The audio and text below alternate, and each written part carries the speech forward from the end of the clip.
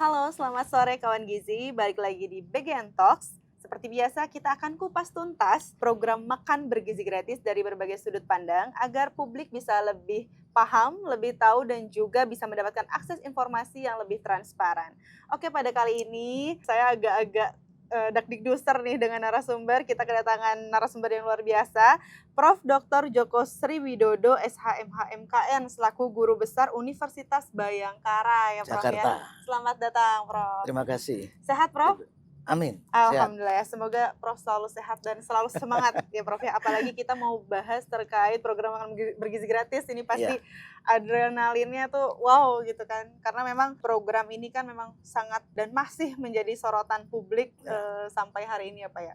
Maka dari itu karena kita sekarang kedatangan guru besar dari Universitas Bayangkara Jakarta, kita akan mengupas Pak terkait fondasi hukum yang kuat untuk program makan bergizi gratis dari sudut pandang Prof gitu ya. Baik ya. Prof.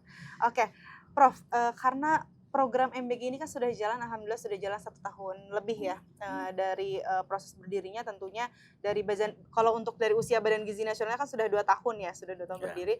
Pasti dari sisi hukumnya kan harus sangat-sangat diperhatikan karena kan ini lembaga baru, badan baru, dan langsung menjalankan program prioritas presiden begitu ya.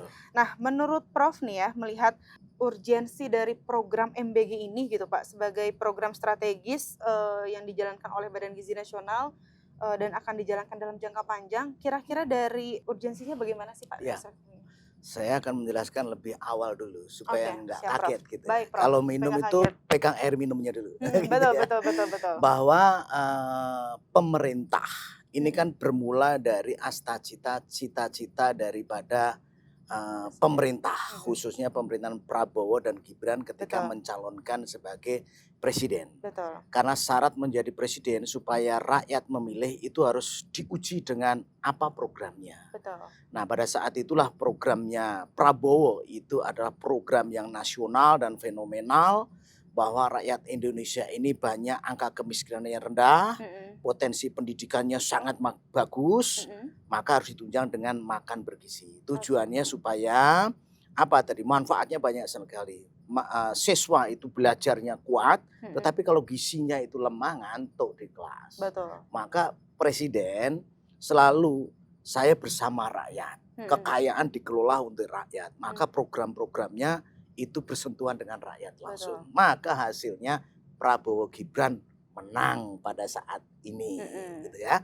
Maka bagaimana kalau program bergizi gratis itu tidak diimplementasikan? Rakyat marah nanti, bisa di-impeachment. Kamu janji bohong ini. Maka presiden sekuat tenaga dengan mengimplementasikan itu. Apakah ini konstitusional atau tidak? Konstitusional. Karena terhadap program-program disampaikan kepada publik, dicatat di KPU, di Komisi Pemilihan Umum mengesahkan, program-program disahkan. Kemudian program-program itulah juga melalui rapat dengan DPR. Betul. Ya kan? Di situ ada pertanyaan tanya jawab, itu hal yang biasa. Nomenklatur itu dibahas dengan DPR. Apakah ini dibentuk badan khusus atau tidak? Maka terbentuklah Badan Gizi Nasional dengan bentuk beberapa peraturan kan. Contohnya Peraturan Presiden nomor 83 2024 tentang Badan Gizi Nasional. Peraturan Presiden nomor 115 tahun 2025. Undang-Undang nomor 62 tahun 2024 tentang pendapatan dan belanja negara tahun 2025. Jadi sangat konstitusional. Justru ini negara Indonesia memiliki harapan yang ke depan. Ya, harapan ke depan itu rakyat Indonesia sejahtera, lahir dan batin. Begitu. Iya, memang kalau ya itu kita lihat memang menjadi bagian dari visi misi presiden juga akhirnya terpilih, makanya ketika sudah dijalankan yaitu tidak melanggar. Kalau tidak dijalankan malah melanggar hukum. Oke. Tapi Pak, kan yang menjadi sorotan ini kan sebenarnya ini nggak apa-apa jalan, cuma kan menjadi sorotan mungkin karena anggarannya tuh besar sekali gitu kan Pak. Nah, kalau dari segi itu pandangan Bapak seperti apa sih Pak? Ya, kenapa kok anggaran ini kok besar gitu ya? Nah, pada saat presiden dan wakil presiden membuat program ini, tentunya programnya yang dipikirkan, ya, belum menyambut terhadap sisi keuangan negara dan Oke. dalam APBN. Nah tentu dalam operasionalnya mewujudkan itu angkanya akan bergeser. Iya. Kan? Wajar atau nggak wajar? APBN diubah sah, Mm-mm. benar nggak benar sepanjang itu dengan unsur-unsur Mm-mm. dibenarkan sesuai undang-undang. Ya Mm-mm. tentunya harus dengan menyesuaikan dengan DPR. Semuanya kan DPR. DPR itu kan fungsinya 3. Mm-mm. 1 pengesahan undang-undang, Mm-mm. pengawasan, ketiga pengesahan terhadap anggaran dan belanja negara. Betul. Gitu. Jadi ini sudah benar rule of law, sudah berjalan pada koridornya. Prabowo dan Gibran ini dalam pelaksanaannya kok biayanya membengkak. Ini bagian daripada situasional. Ya, dulu permintaan penerima manfaat itu kan tidak besar. Ternyata semua sekarang makan bergizi itu baik, positif. Anak-anak menjadi lebih reaktif bersekolah. Orang tuanya juga mendorong. Nggak capek-capek lagi mikirin makan siang anak. Kemudian di sekolahnya juga lebih tertib. Dan terpenting, ya, sumber dari segala sumber hukum itu kan Pancasila. Dan Undang-Undang Dasar 45. Di situ Pancasila 1, ketuhanan yang Maha Esa. Kedua, kemanusiaan yang adil dan beradab. Maknanya filosofis sekali itu. Kemanusiaan berarti memanusiakan manusia. Adil dan beradab. Supaya seluruh rakyat anak Indonesia yang melakukan pendidikan itu menerima semuanya. Karena Prabowo melihat. Jangan sampai loh ini yang makan telur itu hanya anak-anaknya orang kaya. Makan daging hanya orang kaya. Nah ini Prabowo kan empati kepada masyarakat. Ini bagaimana nih rakyat semuanya, anak-anakku ini merasakan itu. Sehingga ke sekolahan bisa adil dan beradab itu nggak ada kaya dan miskin. Namanya sekolah ya sekolah. Gurunya sama, profesornya sama, sekolahnya sama. Mosok ini orang kaya di situ makan daging, di sini makan gorengan. Inilah menjadi filosofinya Prabowo sehingga BGN ini Badan Gizi Nasional harus bisa melakukan koordinasi yang baik, melakukan pemberian makan bergizi ini tercapai di seluruh Nusantara. Nah, walaupun saat ini belum sampai ke seluruh penjuru, setidaknya terus berupaya. Awalnya kan orang susah ini, bagaimana makan ini, mampu nggak MBG, SPPG ini satu dapur mau masak 3.000 5.000. Awalnya kan nggak bisa. Maka ada timbul tadi 1 2 yang mungkin ceroboh kurang bersih, 1 2 itu disuspensi akhirnya sekarang ya. Itu bagus sekali. Tapi bahwa tidak ada sempurna, tetapi penyempurnaan itu harus melalui tahapan-tahapan. Enggak ada bayi lahir langsung bisa ngomong, itu enggak ada. Ada suatu prosesnya dulu. Begitu. Betul. Ya memang Pak, memang namanya program baru pasti penyempurnaan itu dilakukannya bertahap. Tapi apa pendapat Bapak untuk orang-orang yang sampai hari ini masih menolak program ini? Bukti nyatanya adalah kalau kita lihat saat ini ya, khususnya program MBG ini sedang mengalami ujian dia. Salah satunya kemarin tuh kita rame ada tuntutan begitu Pak. Ya, semua negara mengalami hal yang sama, tidak hanya di Indonesia. Pro dan kontra itu pasti ada. Ya. Kita lihat di survei aja, yang kontra itu yang mana. Ini dilihat diketahui juga kan. Tapi masyarakat kita ini yang membutuhkan dengan yang tidak membutuhkan ini banyak yang mana? Ya banyak yang membutuhkan. Betul. Kalau nggak banyak yang membutuhkan, programnya Prabowo Gibran nggak diterima di masyarakat. Betul. Gitu kan. Nah, tadi ketidaksempurnaan itu perlulah masukan-masukan tadi. SPPG diperbaiki, aturannya diperbaiki, Badan Gizi Nasional juga berbenah diri, terus kemudian pengawasan harus melekat gitu ya. Sungguh-sungguh kerja keras itu. Jangan sampai juga dilepaskan saja hanya SPPG mencari keuntungan, kemudian SOP-nya tidak diperketat. Nah, ini yang perlu ditingkatkan oleh Badan Gizi Nasional dengan pengawasan yang melekat itu harus betul-betul ditingkatkan. Betul. Memang Badan Gizi Nasional juga sejauh ini juga selama proses berjalannya banyak sekali hal-hal yang diperbaiki. Salah satunya pembaruan Juknis. Yang akhirnya ini ada Juknis baru, surat edaran baru dan lain-lain. Tidak lain tidak bukan adalah untuk dilakukan perbaikan ke depannya. Nah, Pak, kalau bicara aspek hukum, Pak, ini kan memang apakah memang aspek hukum ini menjadi elemen penting, Pak, dalam menjaga keberlangsungan sebuah program nasional seperti MBG, sangat Pak? penting. Apa pentingnya hukum gitu ya? Maka ada politik hukum. Artinya politik itu harus diatur oleh hukum. Betul. Prabowo dan Gibran ini apakah bukan politik hukum? Politik hukum. Karena politik itu ya wawasan seseorang untuk berjuang, cara berpikir secara radikal untuk mewujudkan bagaimana lebih baik dan meningkatkan masyarakat dengan tujuan yang utamanya adalah bukan tujuan pribadi. Itu politik. Ya, jadi politik suatu cita-cita dengan perjuangkan, dengan melalui segala cara, tetapi tidak boleh ada kecurangan di dalamnya untuk mewujudkan daripada cita-cita dan semua masyarakat itu merasakan. Proklamasi itu cita-cita, politik hukum juga. Nah, bagaimana? Maka semua bentuk kegiatan itu harus dikemas dalam hukum supaya apa? Hukum itu mengikat, hukum itu mengatur supaya apa? Supaya tertib. Apa? Tujuan hukum itu ada 3. Tadi ada kepastian. Tadi kan kepastian kita jawab nih. BGN ini, MBG ini sudah pasti sudah dibuat undang-undang ya. Keadilan tadi. Jadi tujuan hukum kepastian, keadilan.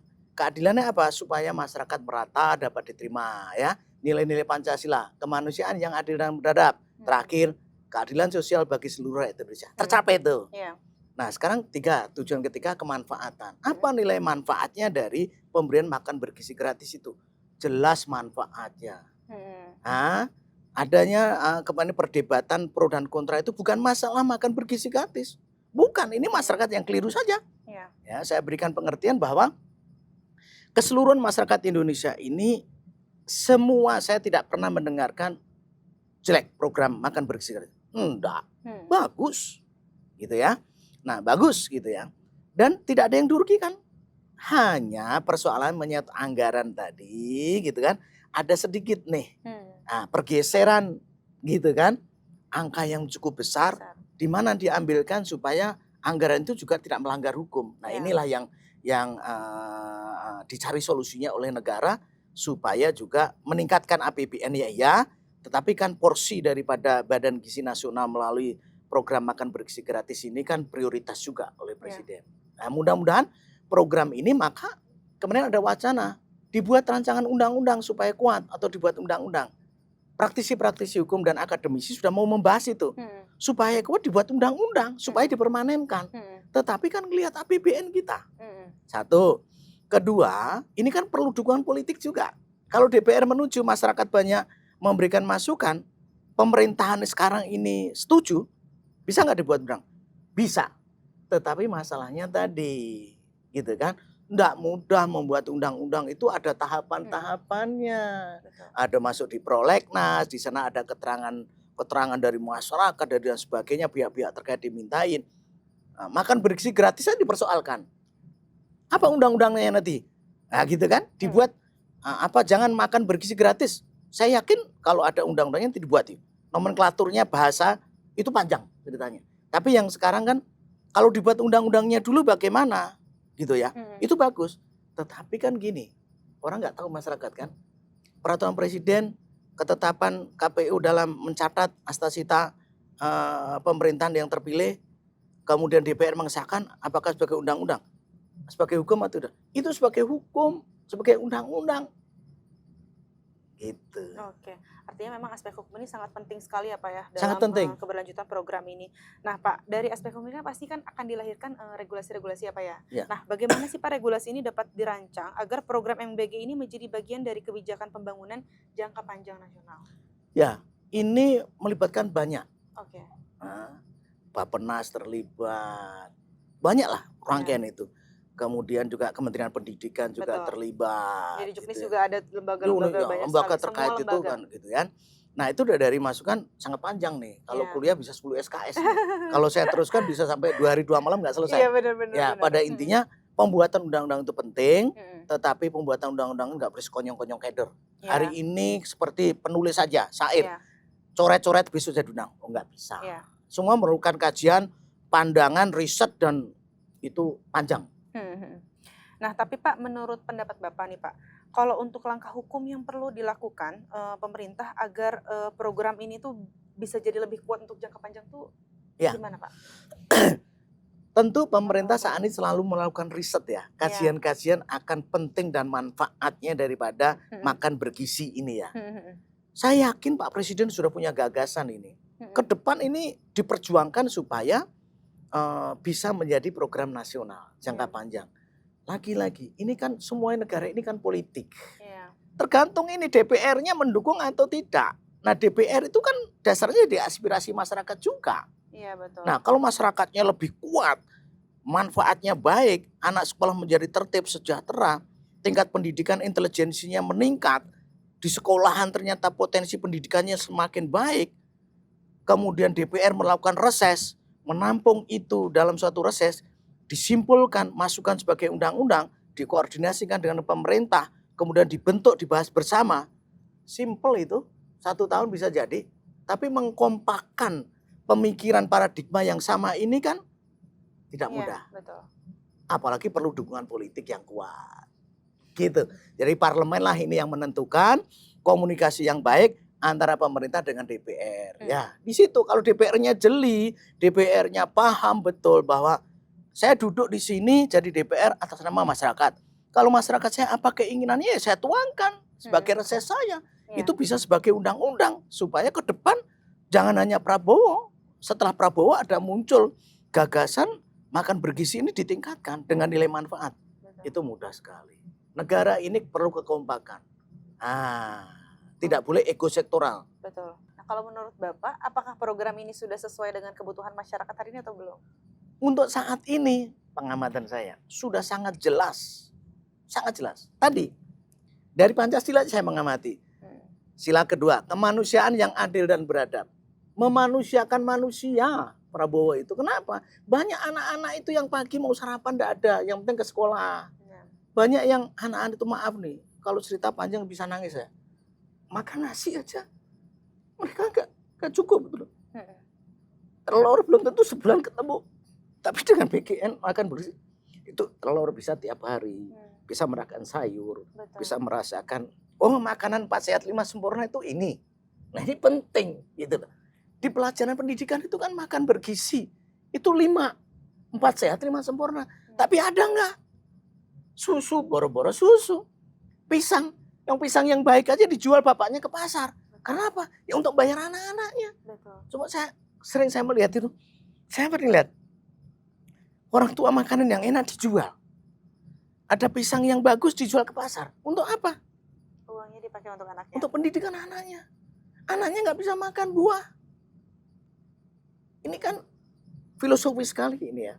Sehingga tadi nilai-nilai Pancasila terwujud saat ini ya dengan programnya. Kemanusiaan yang adil dan beradab. Terwujud saat ini. Iya, bahwa Pancasila sumber dari sekolah umur hukum loh. Dan yang terakhir, kemanusiaan keadilan sosial bagi seluruh rakyat Indonesia. Harapannya kan Prabowo itu Indonesia kaya, yang menikmati jangan anaknya orang kaya saja. Semua nggak ada orang kaya Indonesia, semua sama. Oh nanti juga mati juga sama dikubur. Emang kalau orang kaya kuburannya 10 meter? Enggak juga. Kalau orang miskin kuburannya 1 senti? Enggak juga, sama. Gitu. Nah ini saya melihat bukan berarti kami itu sponsornya Pak Prabowo, bukan. Saya dalam perspektif tadi memandang secara komprehensif.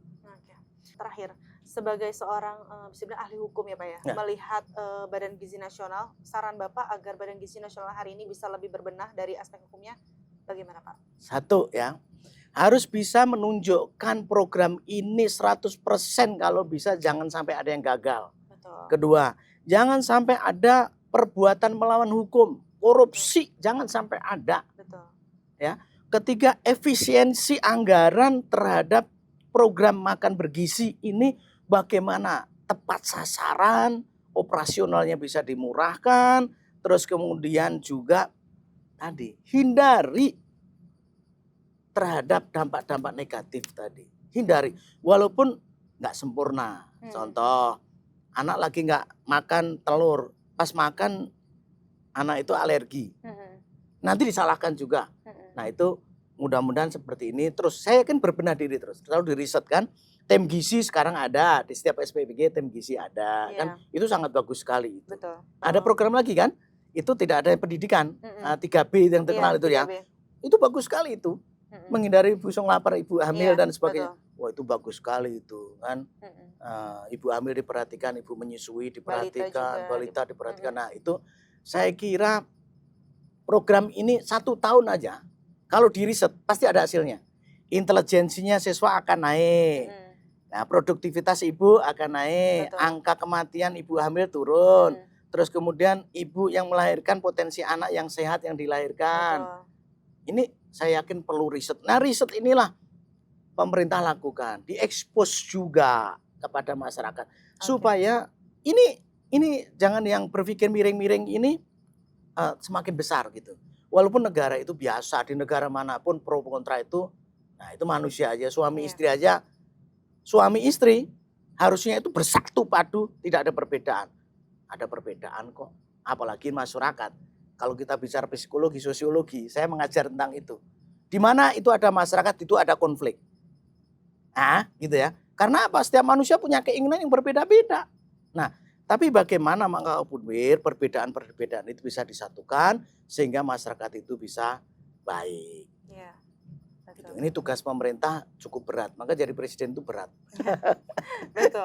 Tapi satu poin utama yang dari pembahasan kita adalah intinya program ini secara aspek hukum itu sudah sangat aman untuk dijalankan. Sangat aman, konstitusional. Tidak dikatakan perbuatan melawan hukum atau fraud atau curang sampai saat ini tidak ada. Karena yaitu semua pengaturan tentang BGN ini punya kesempatan sebagai SPPG.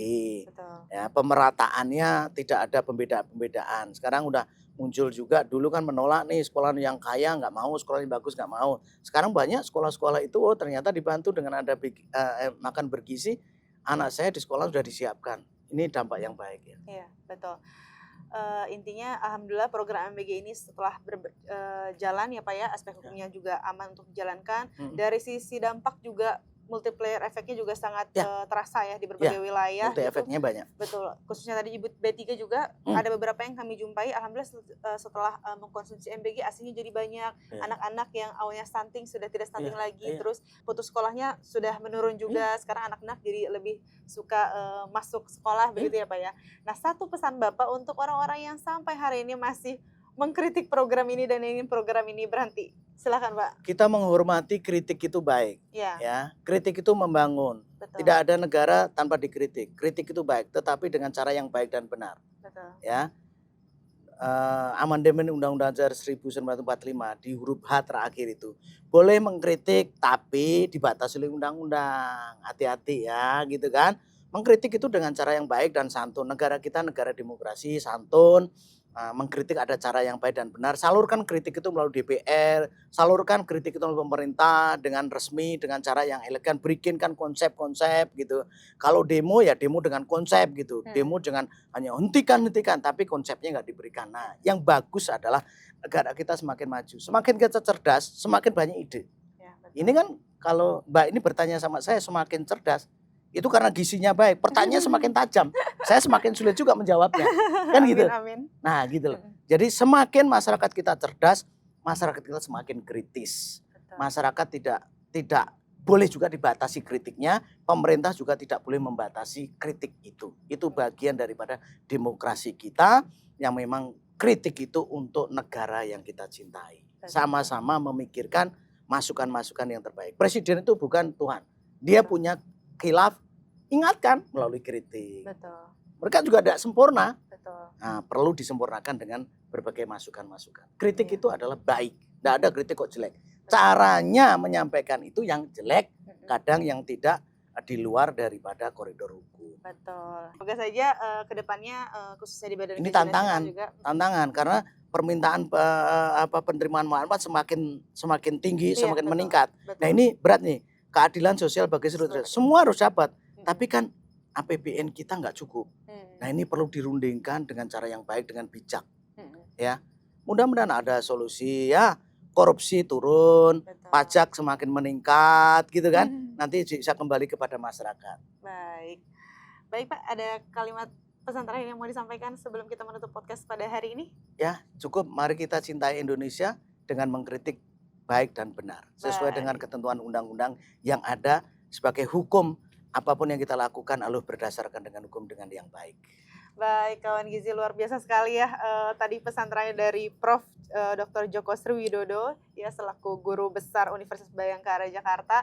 Tentunya memang kalau kita bicara hukum ini kayaknya seru banget dan bisa dibahasnya lama panjang ya Pak ya. Mungkin kita bisa ketemu lagi di sesi berikutnya dengan tema yang lebih seru. Sampai jumpa kawan gizi. Terima kasih ya Prof ya. Ya, terima kasih waktunya.